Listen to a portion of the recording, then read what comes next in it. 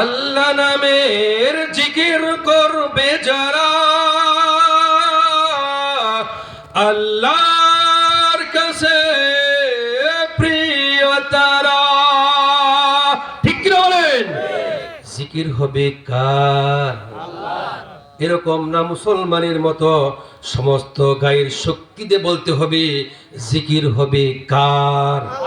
আমার ভাইরা, আল্লাহ নামের জিকির করবে যারা, আল্লাহর কাছে প্রিয় তারা।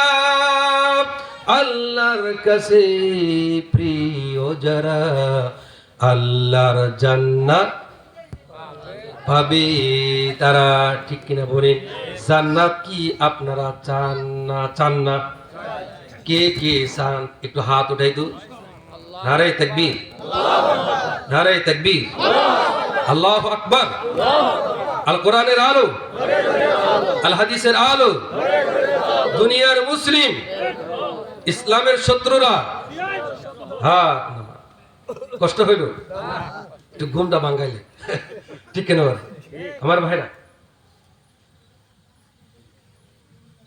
কোরআন, কোরআনে কারীম গ্রন্থ, গ্রন্থের মধ্যে সবই আছে। ঠিক কিনা বলি? একটি সংবিধান, মুসলমানদের সংবিধান। আমার দুঃখ লাগে সেই মুসলমান সংবিধান ফালাইয়া মানুষের তৈরি করা সংবিধানের দিকে ছুটে। ঠিক কিনা বলেন ভাইরা? বাংলাদেশের একটা সংবিধান আছে, আছে না নাই? বাংলাদেশের একটা সংবিধান আছে। সে সংবিধান কয়েকবার পরিবর্তন করা হয়েছে, হয়েছে না? কমপক্ষে 4 থেকে 5 বার পরিবর্তন করা হয়েছে। কিন্তু মুসলমান আমাদের যে সংবিধান আল কোরআন, আচ্ছা বলেন তো, এই কোরআন নাজিল হওয়ার পর এই পর্যন্ত কয়বার সংশোধন হয়েছে? কথা বলেন না কেন? একবারও না। একবারও সংশোধন হয় নাই, করতেও পারবে না কিয়ামত পর্যন্ত। ঠিক কিনা বলেন? তার কারণটা হলো রব্বুল আলামিন বলেন, ডান দিক থেকে যদি কেউ পরিবর্তন করতে চায় পারবে না, বাম দিক থেকে যদি কেউ পরিবর্তন করতে চায় পারবে না, সামনের থেকে, পিছনের থেকে, উপর থেকে, নিচ থেকে যদি কেউ পরিবর্তন করতে চায় এই কোরআনে কারীম পরিবর্তন করতে পারবে না। তার কারণটা হলো কোরআন আমি রব্বুল আলামিন নাজিল করেছি। সুবহানাল্লাহ। রব্বুল আলামিন বলেন, ইন্না নাহনু নাযালনা যিকরা ওয়া ইন্না লাহু লাহাফিজুন। আল্লাহু আকবার। নিশ্চয় আমি আল্লাহ তাআলা এই কোরআনকে নাজিল করেছি আর এর সংরক্ষণের দায়িত্ব আমি রব্বুল আলামিন আমার নিজ হাতে গ্রহণ করেছি। সুবহানাল্লাহ। আমার ভাইরা, এবার যদি কোরআনকে জিজ্ঞেস করি, কোরআন তোমাকে নাজিল করার আগে তুমি কোথায় ছিলে? কোরআন তার জবাব দেবে, বাল হুয়া কুরআনুম মাজিদুন ফি লাউহিম মাহফুজ। আমাকে নাজিল করার আগে আমি সেই লৌহে মাহফুজে সুরক্ষিত জায়গায় ছিলাম। সুবহানাল্লাহ। আমার ভাইরা, আমার বন্ধুগণ, কোরআন বোঝা কি সহজ না কঠিন? কোরআনটা তেলাওয়াত করা, মুখস্থ করা হলো সহজ। আমার ভাইরা, এক শ্রেণী মানুষ, এক শ্রেণী মুসলমান, তারা মুসলমানদেরকে কোরআন থেকে দূরে সরানোর জন্য, যাতে কোরআন পড়তে না পারে, কোরআন তেলাওয়াত না করতে পারে, কোরআন যখন তেলাওয়াত করবে, কোরআনের তাফসীর যখন বুঝবে, তারাই তো চেষ্টা করবে কোরআন কিভাবে পার্লামেন্টে নিয়ে যায়। ঠিক না বলেন? তারাই চেষ্টা করবে। এই জন্য এক শ্রেণী মুসলমান, নামদারি মুসলমান, তারা বলে কোরআন পড়া সহজ না কঠিন ব্যাপার? আমার ভাইরা, কোরআনটা সহজ কঠিন ব্যাপার না। বান্দা কি বলবে এই জবাবটা কোরআনে কারীমের সূরা কামারের মধ্যে দিয়েছেন। সুবহানাল্লাহ। ওয়ালাকাদ ইয়াসসারনাল কুরআনা লিযিকরি ফাহাল মিন মুদ্দাকির। আমি আল্লাহ তাআলা এই কোরআনকে বোঝার জন্য, মুখস্থ করার জন্য সহজ করে দিয়েছি। সুবহানাল্লাহ। আমার ভাইরা, আমার বন্ধুগণ, আমি 1996 হেফজ কমপ্লিট করেছি। 1996 হেফজ কমপ্লিট করেছি। এই কোরআনটা আজও আজও সিনার মধ্যে গ্রথিত আছে। এই সিনার মধ্যে জমিয়ে রাখার মালিক আল্লাহ রাব্বুল আলামিন।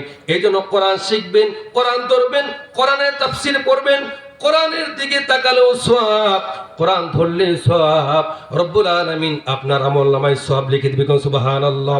আমার ভাইরা, কোরআনে কারীমের মধ্যে অনেক লোক চেষ্টা করেছে যে কোরআনে কারীমের মধ্যে ভুল আছে। বাংলাদেশের মধ্যে কিছু মাথার মধ্যে কোনো মাল নেই, সাথে কোনো মাল নেই, তারা বলে টকশোতে কথা বলে। আমার ভাইরা কয় কোরআনের মধ্যে ভুল আছে, আগাগোড়া সংশোধন করতে হবে। এরকম আছে না? দেখবেন কোরআনের মধ্যে কি আছে? ভুল আছে, সংশোধন করতে। ভুল কোথায়? যে দুই সে মেয়ে যা পাবে, এক ছেলে তা পাবে। কয় এখানে আল্লাহ একটু ব্যতিক্রম করেছে। নাউজুবিল্লাহ বলতেন না আপনারা? কি বুদ্ধি রে! শয়তান কয় কি তারে আমার শয়তান বানাইছে, ওরে শয়তান বানাইতে ভালো তো, ঠিক কিনা বলেন? এর আলোচনা করতে গেলে বিশাল লম্বা সময়ের ব্যাপার। আমার ভাইরা, আল্লাহ তাআলার মতো দয়ালু মেহেরবান আল্লাহর মতো একজন অভিভাবক পৃথিবীর আর কোথাও হতে পারে না। আমার ভাইরা, কোরআনের মধ্যে কোনো ভুল নাই। কোরআন তার জবাব দিচ্ছে প্রথমে আলিফ লাম মিম যালিকাল কিতাবু লা রাইবা ফীহি হুদাল লিল মুত্তাকিন। আল্লাহু আকবার। আলিফ লাম মিম, এই যে হরফ তিনটা হলো। কয়টা হলো? এই তিনটার মধ্যে বিশ্বনবী তিনি বলেছেন কোরআনে কারীমের কেউ একটি যদি হরফ তেলাওয়াত করে তার আমলনামায় সঙ্গে সঙ্গে 10টি সওয়াব লেখা হয়। কেউ যদি দুটি হরফ পড়ে সঙ্গে সঙ্গে 20টা হরফ তার আমলনামায় লেখা হয়। আর কেউ যদি মনোযোগ সহকারে শুনে, এই যে আমি কোরআনে কারীমের তেলাওয়াতগুলো কষ্ট করে তেলাওয়াত করতেছি আর আপনার আরাম করে মনোযোগ সহকারে শুনতেছেন, রব্বুল আলামিন আমার আমলনামায় যে সওয়াব লিখে দিবে। রব্বুল আলামিন আপনারা মনোযোগ সহকারে আমলের নিয়তে শুনতেছেন, আরশে আজিমের মালিক এই সবটুকু আপনার আমলনামায় লিখে দিবে। সুবহানাল্লাহ। আমার ভাই, আমার বন্ধুগণ, জিহাদের জন্য কয়জন সেনাপতির দায়িত্ব দিয়েছেন? কয়জন? 3 জনকে। 1 নাম্বার হলো তার পালক পুত্র হযরত যায়েদ রাদিয়াল্লাহু তাআলা আনহুকে। 2 নাম্বার তার চাচাতো ভাই হযরত জাফর ইবনে তালিবকে দায়িত্ব দেওয়া হয়েছে। 3 নাম্বার হলো আব্দুল্লাহ বিন রাওয়াহা, তাকে দায়িত্ব দেওয়া হলো। তিনি যখন বাড়িতে গেলেন, বাড়িতে যাওয়ার পর নতুন বিবাহ করেছেন, বাসর সজ্জা, ফুল সজ্জা, নতুন বিবাহ করেছেন। দেখেন, ইমানের জন্য, ইসলামের জন্য, কোরআনে কারীমের জন্য, আল্লাহর দ্বীন প্রতিষ্ঠার জন্য, ইসলামী হুকুমত কায়েমের জন্য তাদের জীবনটা দিয়েছে। ঠিক কিনা বলেন আমার ভাইরা? আর আমাদের ইমানটা কিরকম? যদি গাড়ির চাকাটা একটু ব্রাস্ট হয়, চাকার পাংচার হয়, আমরা চিতুয়ে পড়ি। ঠিক কিনা বলেন? যদি সাইকেলের আমরা চাকা ব্রাস্ট হয়, আমরা চিতুয়ে পড়ি। তার কারণটা হলো যে কোন ফাঁক দেবন মেরেই দিল, আজরাইল কাছে আসলো। ঠিক কিনা বলেন আমার ভাইরা? যারা ইমানদার, যারা মুমিন, তারা মৃত্যুকে পরোয়া করে না। ঠিক কিনা বলেন ভাইরা? তারা মৃত্যু কি করে না? পরোয়া করে না। আর মৃত্যু থেকে যত আপনি চেষ্টা করেন পালানোর জন্য, মৃত্যু তো আসবেই, আসবে না? মরণ থেকে যতই পালাও, মরণ তোমায় লইবে গিরে, যদিও সুদূর আকাশ প্রাণী লোকাও সেটাই লাগিয়ে সিঁড়ি। ঠিক কেন বলেন? মৃত্যু থেকে যতই আপনি পালন করেন না কেন, মরণ থেকে যতই ভয় পান না কেন, আজ হোক কাল হোক আপনাকে মরতেই হবে। এই দুনিয়াতে থাকার জায়গায় না। ঠিক কেন বলেন আমার ভাইয়েরা, আমার বন্ধুগণ? আব্দুল্লাহ বিন রাওয়াহা তিনি বাড়িতে যাওয়ার পর নতুন বিবাহ করেছেন, ফুল সজ্জা, বাসর সজ্জা।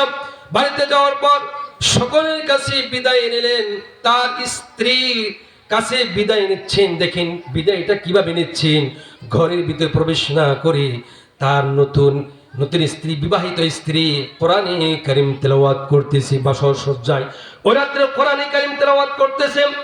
তখন আব্দুল্লাহ বিন রাওয়াহা বলেন, ও আমার স্ত্রী, ও আমার বিবি সাহেব, কোরআনে কারীম একটু বন্ধ করো। আমি তোমার স্বামী আব্দুল্লাহ বিন রাওয়াহা এসেছি তোমার সাথে সাক্ষাৎ করার জন্য।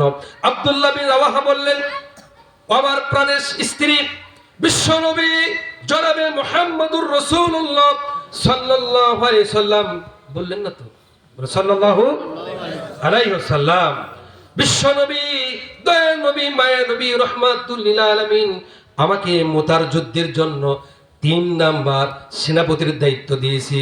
আমি মুতার যুদ্ধে যাব, আমাকে তুমি মাফ করে দাও। নতুন বিবাহ করলাম, আজকে বিবাহ করেছি, কিন্তু বাসর সজ্জাটা বাসর রাত্রা করতে পারলাম না। আমি যুদ্ধের জিহাদের ময়দানে চলে যাব। ওই তার স্ত্রী বললেন, ও আমার প্রাণের স্বামী, আমি আপনাকে বাধা দিব না। রাসূলের প্রেম আপনার ভিতরেও আছে, আমার ভিতরেও আছে। ইসলামের জন্য যতটুকু মহব্বত আপনার ভিতরে আছে, আমার ভিতরেও আছে। আমি মদিনার একজন সুন্দরী মেয়ে, আমি আপনাকে কোন রকম একবার দেখিয়েছি, আপনি ঘরের ভিতরে প্রবেশ করুন, আমি আপনাকে ভালোভাবে মুখটা চেহারাটা ভালোভাবে দেখে নেই, যাতে করে কিয়ামতের দিন লক্ষ লক্ষ কোটি কোটি মানুষের সামনে থেকে আমি আপনাকে বের করতে পারি। সুবহানাল্লাহ। আমার ভাইয়ের, আমার বন্ধুগণ, আব্দুল্লাহ বিন রাওয়াহা বলেন, ও আমার স্ত্রী, ও আমার বিবি, তুমি ধৈর্য ধারণ করো।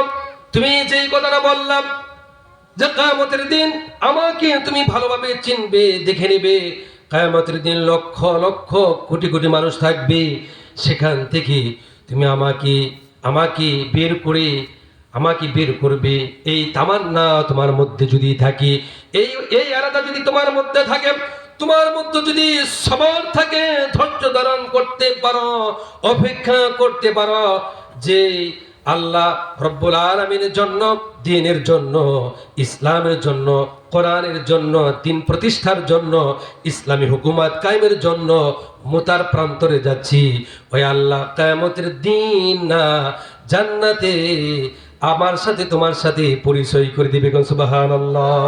আমার ভাইয়া, আমার বন্ধুগণ, এই জন্য রব্বুল আলামিন বলেন, ইয়া